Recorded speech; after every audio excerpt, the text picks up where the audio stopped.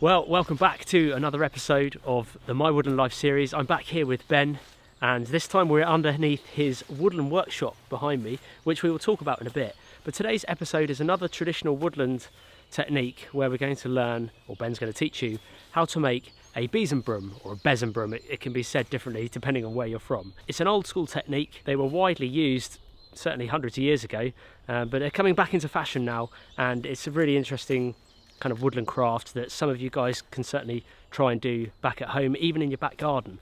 So without further ado, let's go over to Ben and see how they're made.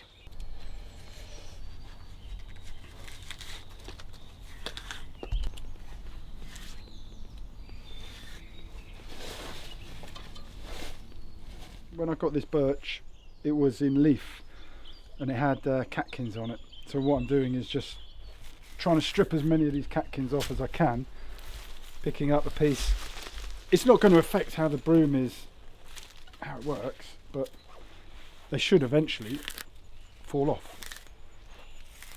But it's because this tree came down in the summer, or the end of summer, when the catkins were out. It's a classic birch bark, the nice brown with the little white speckles on it, and it really shines up. It gets really shiny.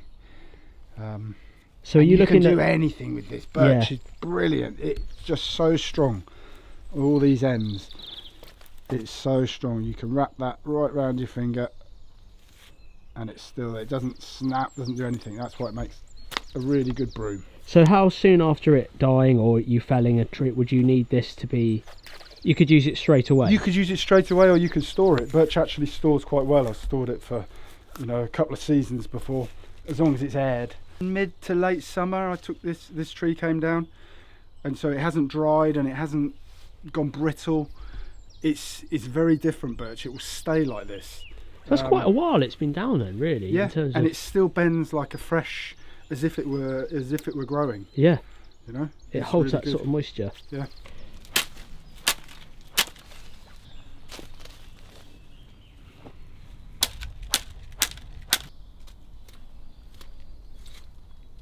If I can get that amount in my hand, and then you look at it, so you just gauge the size of what you want. So it depends on what you want a broom for, really. Sometimes I make brooms for garden, which will be quite thick and heavy duty, and other times you can make small handheld brooms, which will be small and handheld. Okay.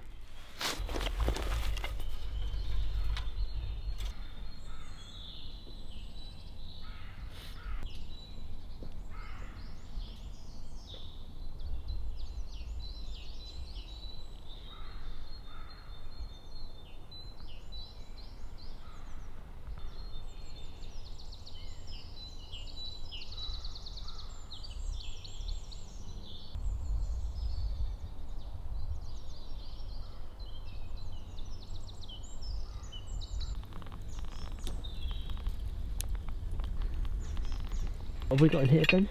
Blackberry tip tea.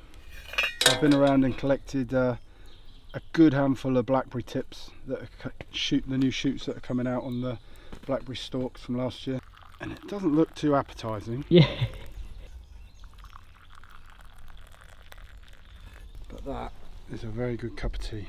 That's exactly how it should look. So you left that for what, 20 minutes or so? Yeah, so I've kept it quite high above the fire, so it's not boiling ferociously. Yeah, 20 minutes, 25 minutes. Pretty hot, isn't it? Oh, that's good though. Feels nice. Yeah. Yeah, it is. It's really fresh. Yeah, it feels it. Like fresh. It's supposed to look like that, milky. So if you boil it, it goes a bit too tart and funny. And if you leave it too long, it's like mushroom tea. Yeah. You just leave it for 20 minutes, bringing it up slowly, and then it's ready. I'm going to put a couple of bits of cord round just to keep it all in place.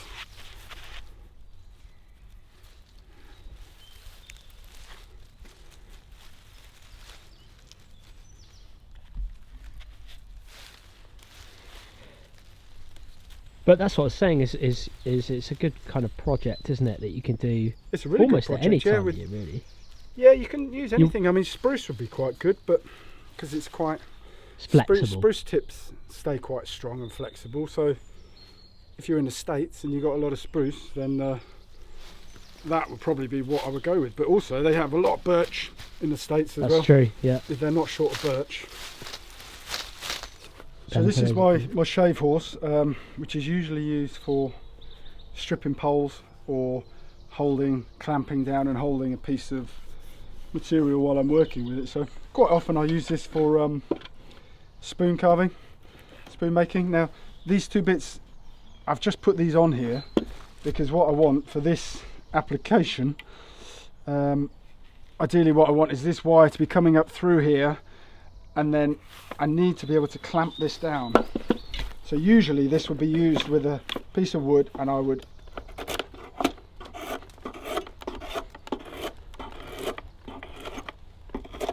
by pushing down, and that acts as a vice. So that means I can shape anything quite safely. So today I've added these two pieces on here because today we're going to be using it to clamp this wire. So what I want is that wire to stay tight, and the only way to do that is to make it dip down in here, stop it moving. So you'll see why I'm doing that in a moment when we get the rough besom there.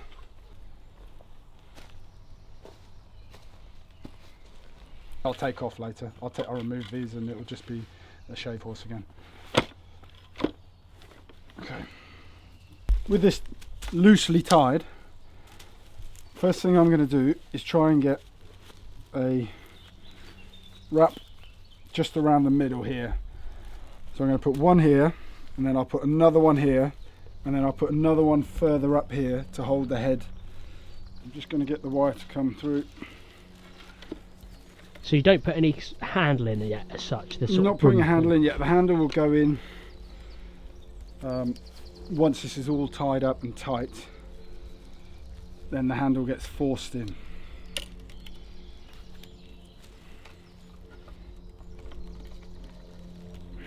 So I'm just tying this off roughly.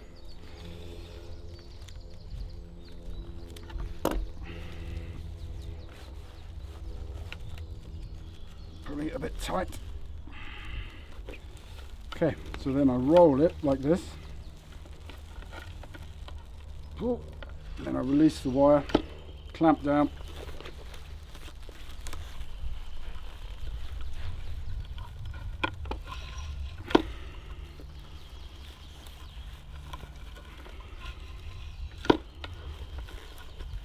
And all the time I'm pulling tight and getting a bit more tension and a bit more tension and rolling.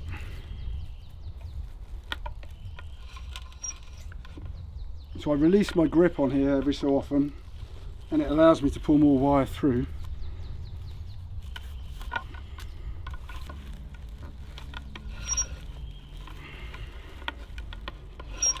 Until I get back to here, and I'm going to tie off with the first bit that I tied on. So I'm going to cut it here, and then we're going to tie that one off for now, because I'm happy with that.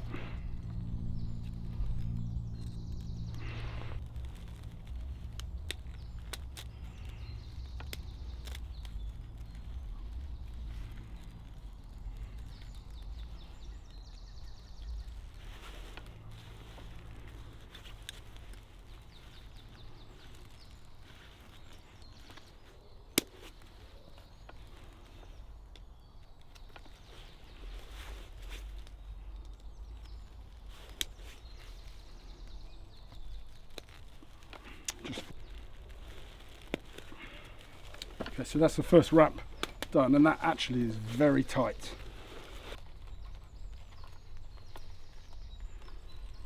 It's actually this little device that I've put in here to trap the wire, so these two half round pieces of stick actually work really well in enabling me to clamp that wire in place while I'm pulling, because previous to this I've used this horse without these two little blocks that I've just nailed on, and the wire tends to slip through underneath, so it doesn't have enough tension on it. So I put these to given me enough purchase to be able to pull as hard as I like on here, So it's a very good method of keeping tension.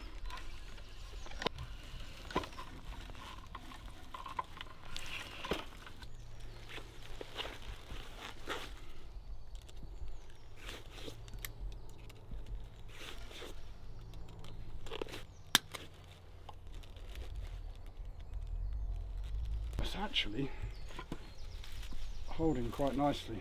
So what you don't want is for it all to flop down.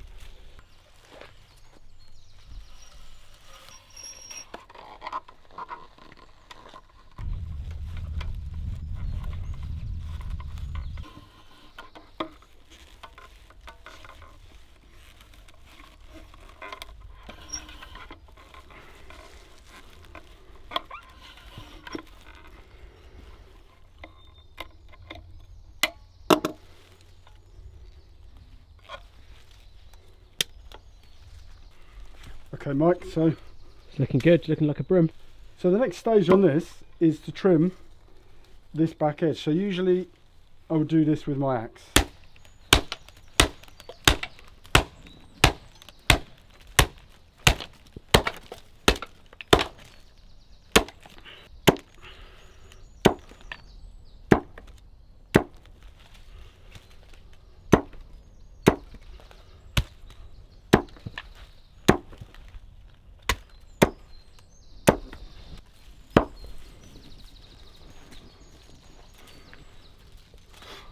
Bunch this front edge up.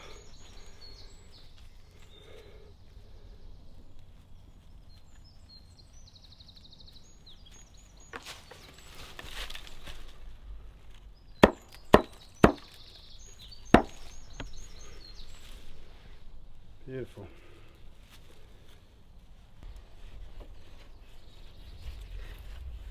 Not sure these are any good, Mike. No?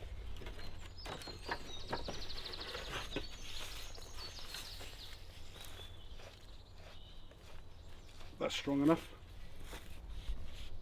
and it's got a point on it. So I think this is potentially our handle, but we're going to use the thinner end to go into the broom.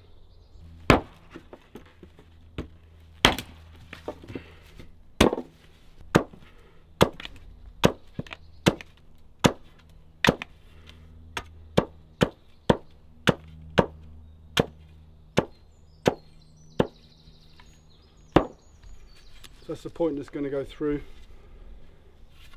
into our head. That's our handle.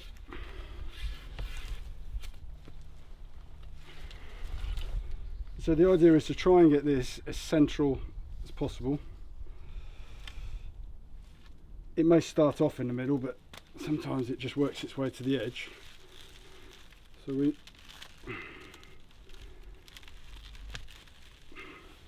this is where you need something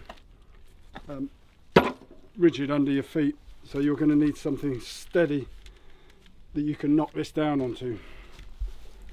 So all I'll do is lift it up and drop it down.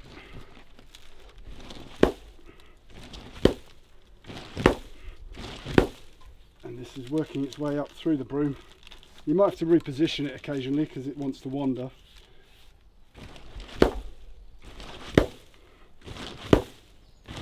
So it's getting tighter each time. So it's getting tighter and it's getting further and further. So currently it's up to about here. I want to get it up to about here, really. So I'm going to keep forcing it through. Just keep dropping it down, and the weight of the head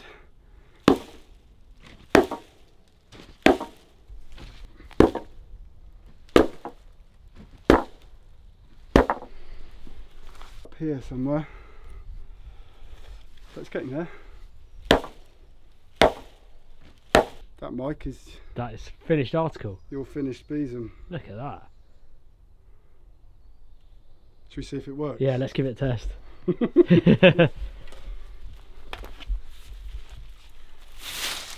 Oh well. Look at that. Look at that. Wow. This is why people used to use besom brooms. More effective than a modern broom, I'd say. Only another 62 acres to go. Yeah. That's really neat. And I was saying to you just off camera, if we weren't filming, it Yeah. really wouldn't have taken you very long to make that. How long do you think No. you'd take normally to kind of make a broom that size?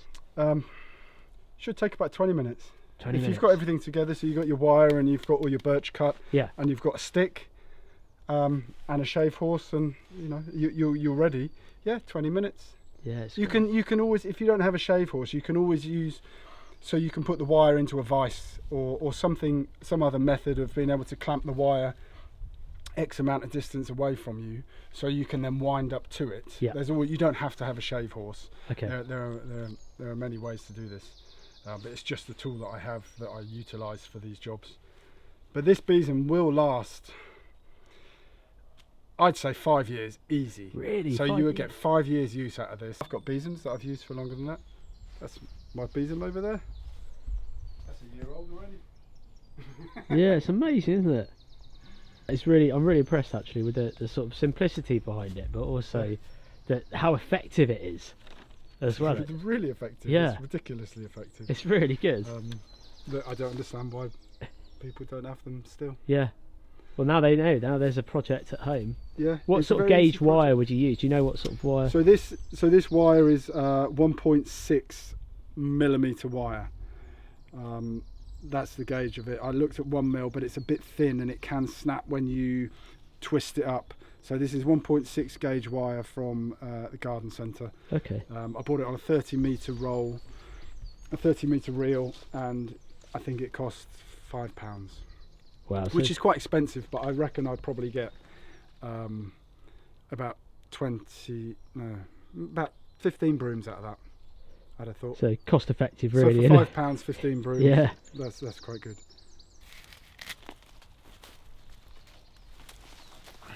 Smaller pieces. So we're going for a duster size one this time. Yeah, so we're going for a little hand brush this time. Like, seeing as we've got plenty of birch left over. So smaller sticks for this. Smaller sticks, so we're using some of the thinner tips that probably wouldn't get used in a larger broom. And you don't need an awful lot. You'll need a lot less than you would in a broom. So yeah, I'm just taking all the little thin sticks out really that would otherwise probably get discarded. The same process, so we pick it up and we check what it is we've got, how much we think we need. And a little hand broom, it doesn't need to be very big and it's not going to have a handle in it. So you don't have to allow for fitting a handle. But just choose a nice selection. That is probably enough.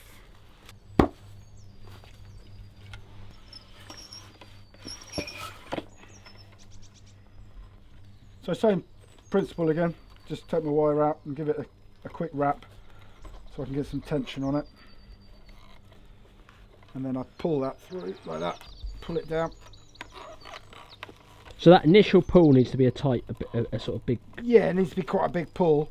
Once the wire's trapped itself, then you can wind even harder. So at the moment, if I pull that hard, the wire just spins around. Just wrap the wire around here like this, and then I keep it out like that. So I keep my finger there.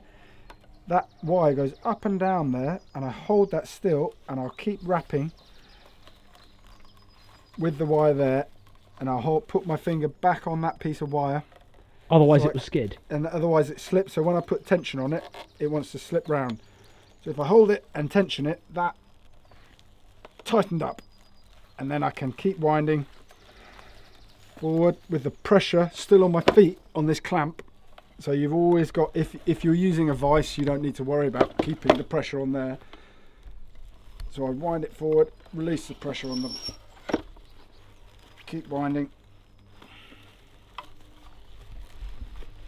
And this can be wound quite tight because, as I said, there's no handle involved in the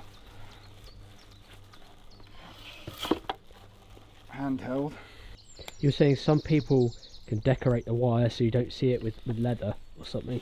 Yeah, I mean, I think originally these were made with a different material other than wire, so I think they probably used tendons or something from an animal, I would assume. A couple of those. So again, wire through, round like that. and we twist the wire around and we just hook it a couple of times like that so I can get my finger on it. Pull, twist round, still in the same place. Tighten up.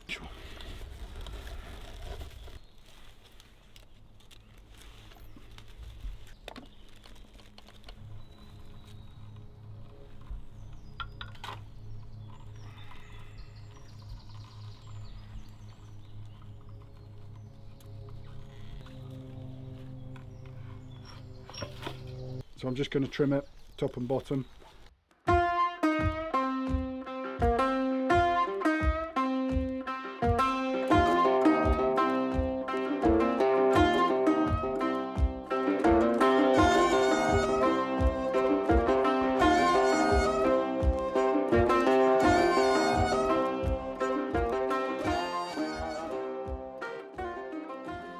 Punch that up again at the top like that. Going to take quite a lot off this because it wants to be quite a sturdy little brush, this one.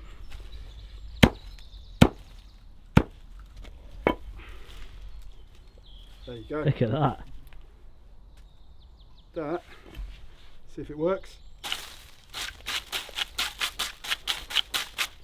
Brilliant. Voila. Perfect. That was even quicker. That was probably 10 minutes if that. Yeah, could have been faster.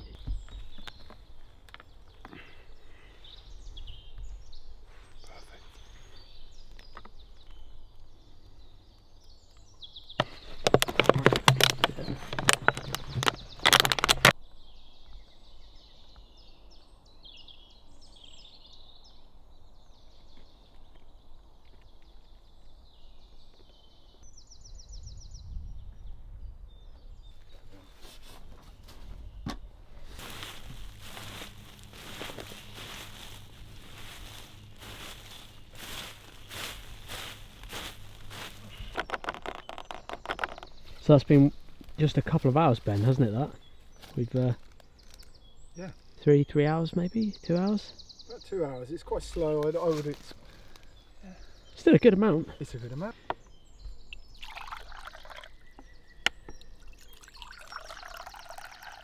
Cheers, folks. Cheers. Bit of birch sap.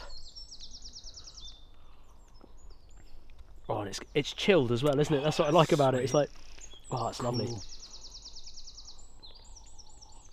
That's probably one of the best drinks you could get. True juice. Yeah. Well, Ben, thanks so much. I appreciate that. Hope you guys have enjoyed that. We've also done a video with Ben previously about how to make hazel spars for thatching. I'm going to put a link to that either up here or in the description below. And we were discussing today, there's quite a few more woodland projects that you do. And I mean, we've got this awesome thing as well to talk about at some point. I've noticed there's a pole laid in the background. So if you guys enjoy this type of episode, feel free to subscribe.